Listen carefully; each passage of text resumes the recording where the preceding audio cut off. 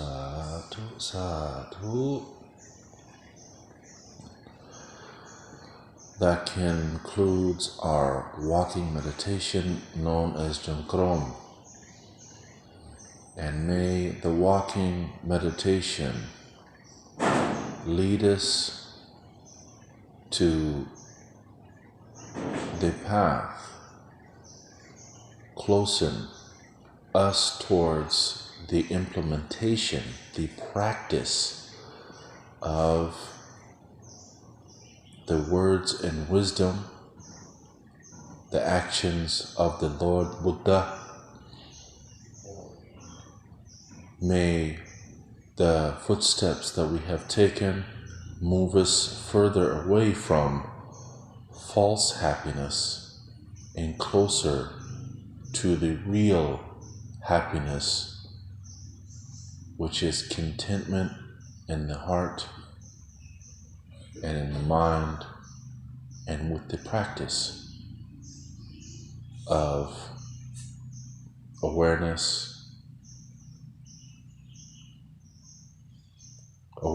of the wisdom that the Buddha has shared with us all. Today's small talk is about harmless happiness. A happiness that doesn't hurt others, that does not hurt ourselves. Recently I was on Facebook. I was reading a post, and this person was saying about how happy they were that a person they really didn't like had contracted COVID. Some of her family members contracted COVID, and some of them died. And she was saying how happy she was that the person that she did not like, her and her family members, had all contracted the virus.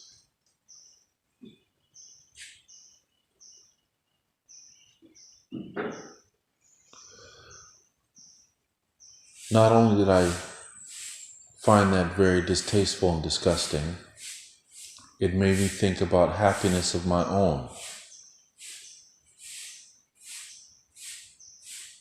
It made me think about true happiness. It made me think about the happiness that I want for myself. Is the happiness that I want for myself also the happiness that I want for others?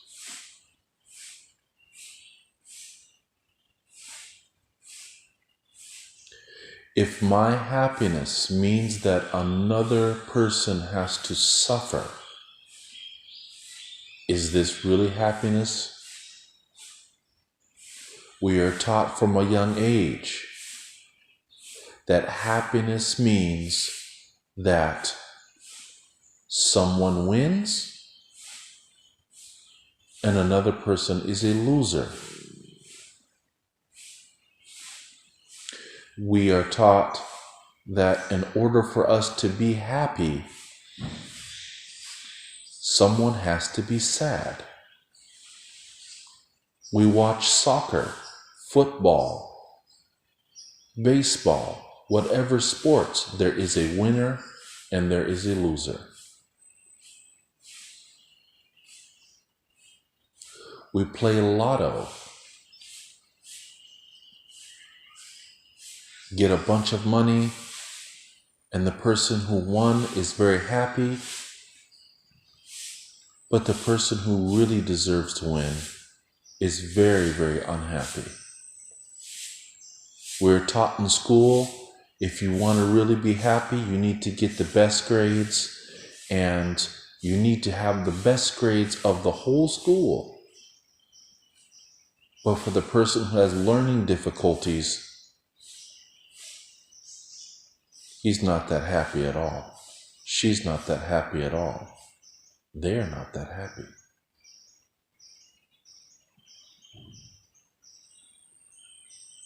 This is a very materialistic idea of happiness. It does not last, and it actually gives birth to craving, wanting, desires, and becoming.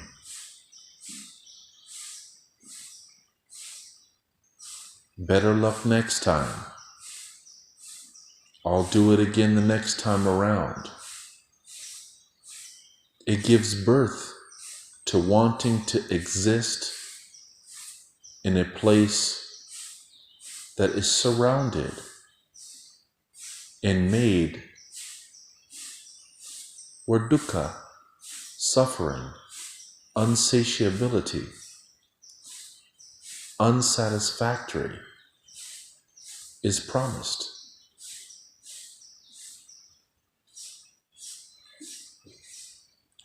Our happiness as followers of the Lord Buddha must be a happiness that does not hurt another person.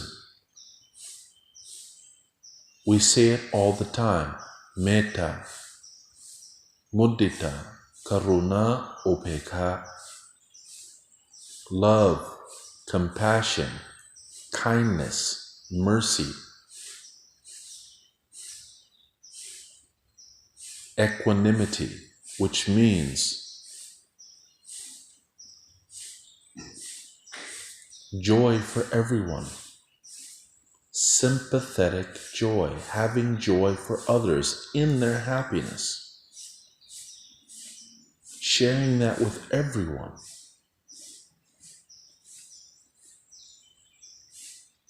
Sharing your love, your happiness, your generosity with everyone. It didn't say only the people that you like. It said everyone.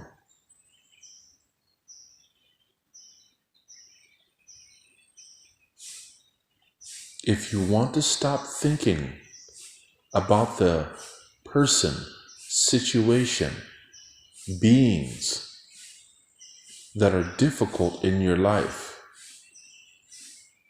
you want to stop having them creep inside of your mind.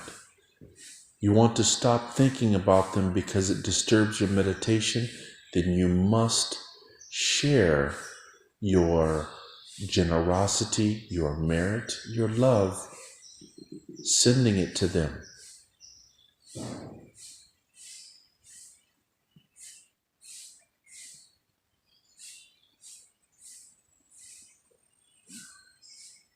The heart is very important. It pumps fresh blood throughout the whole body.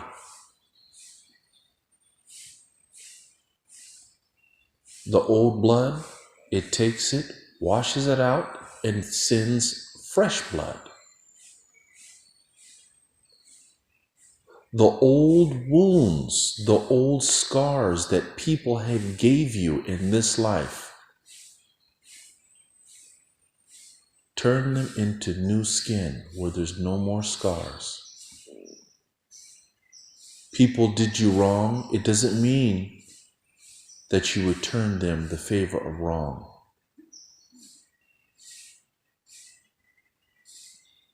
Being nice to the people who did you wrong does not mean every time you see them, go buy them steaks. It doesn't mean every time you see a difficult person that you invite them to lunch. It means when you see them, when you encounter them, when you encounter the situation, you don't want ill will, you don't want harm for them. You don't want something bad to happen to them. That is their karma. The way that you react is your karma.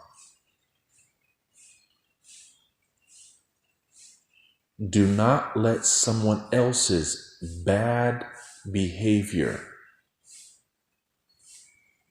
reflect on your good intentions and actions.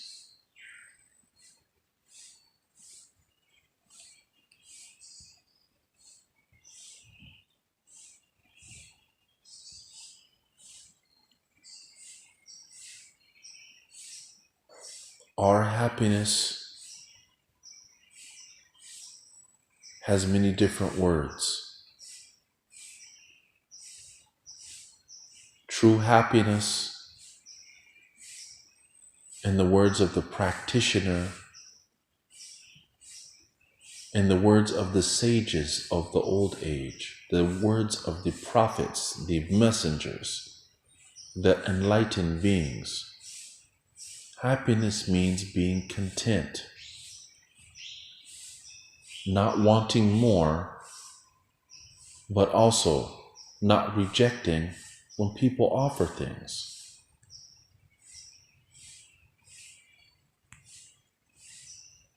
Basically, they're saying no cravings, not wanting things to be the way they are not,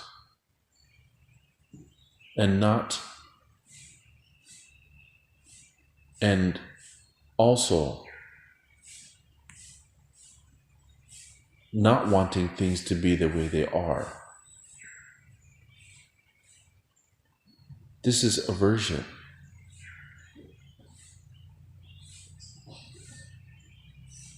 We want to be content in our hearts, our minds, and our actions, and spread love, kindness, mercy, and sympathetic joy to everyone. Now we continue with our sitting meditation for about 30 minutes or more. If I have said anything that goes against the Buddha, the Dhamma, or the Sangha, it is not because they are lacking in true wisdom or lacking in the pathway, lacking in the way to the path of enlightenment. It is because I am not a meditation master, nor am I a scholar, PhD holder in Buddhism. I am just a practitioner. So with that being said, let us continue with our formal sitting meditation.